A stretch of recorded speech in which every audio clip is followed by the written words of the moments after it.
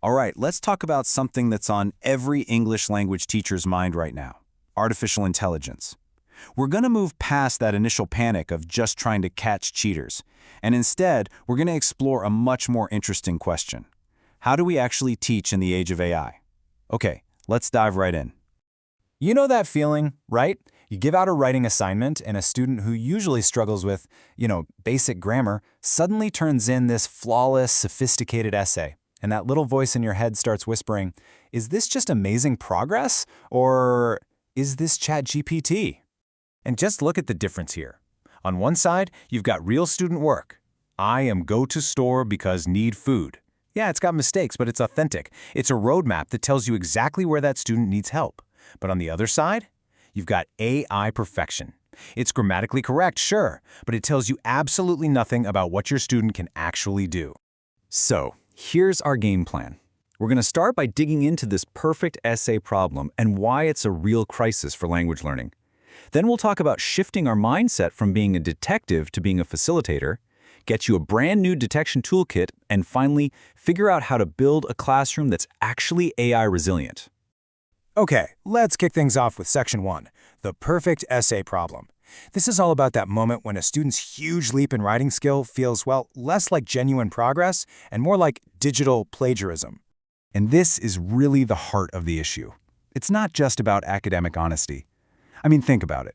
For a skill like learning a language, if an AI can just spit out a perfect final draft, how are we supposed to teach and grade the messy, human, and totally necessary process of getting there? And that leads us straight into our second point. This is a full-blown language learning crisis. Let's break down why this is especially critical for us teaching English as a foreign language, where the stakes are just different. This brings us to a really important idea called the output gap. It's like this. You can't learn to swim by just watching videos of an Olympic swimmer, right? You've got to get in the pool. Well, if a student uses AI for their writing, we're essentially giving feedback to the AI, not the student. Our advice becomes totally useless because it's aimed at mistakes the student never even made and vocabulary they don't actually know.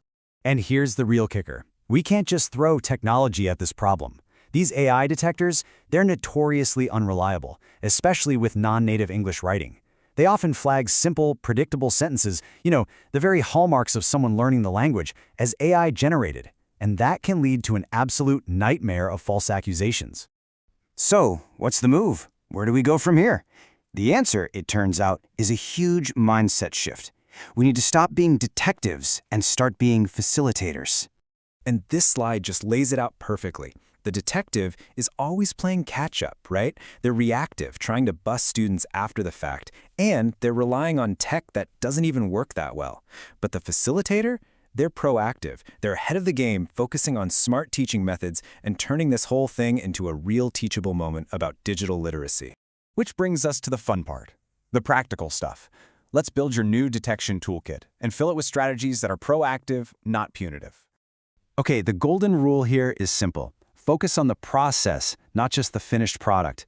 Make the steps of writing visible. Insist on seeing outlines. Check in on rough drafts. And here's a fantastic pro tip. Use the version history feature in Google Docs. It's like a digital paper trail that shows you the writing actually happened, step by step. And here are a few more clever tricks for your toolkit. Try some in-class validation. Just casually ask a student to summarize their essay for you. If they really wrote it, they can explain it. Keep an eye out for stylistic anomalies, like if a student who always writes simple sentences is suddenly using complex punctuation and words like moreover. And my favorite, set personalization traps. Ask them to write about something AI couldn't possibly know, like a specific memory or a personal feeling. But just playing defense and trying to detect AI isn't the whole game.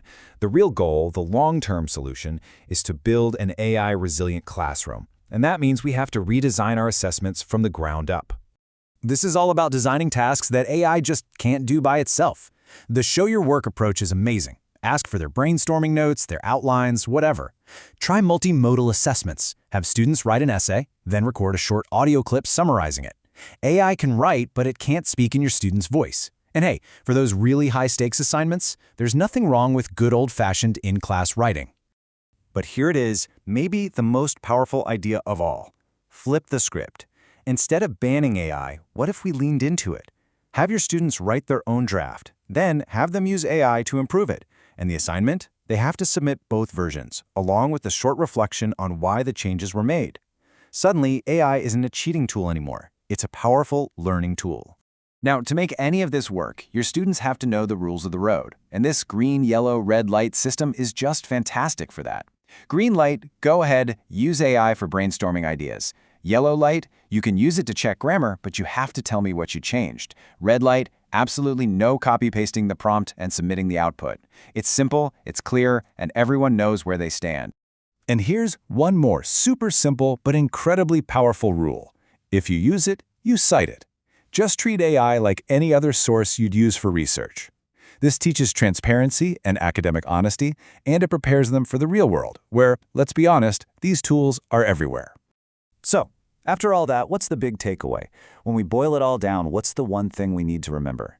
It's that in the face of this massive change, adaptation isn't just an option, it's the only answer. This quote just nails it, doesn't it? Our job isn't to become digital police officers, constantly watching over our students' shoulders.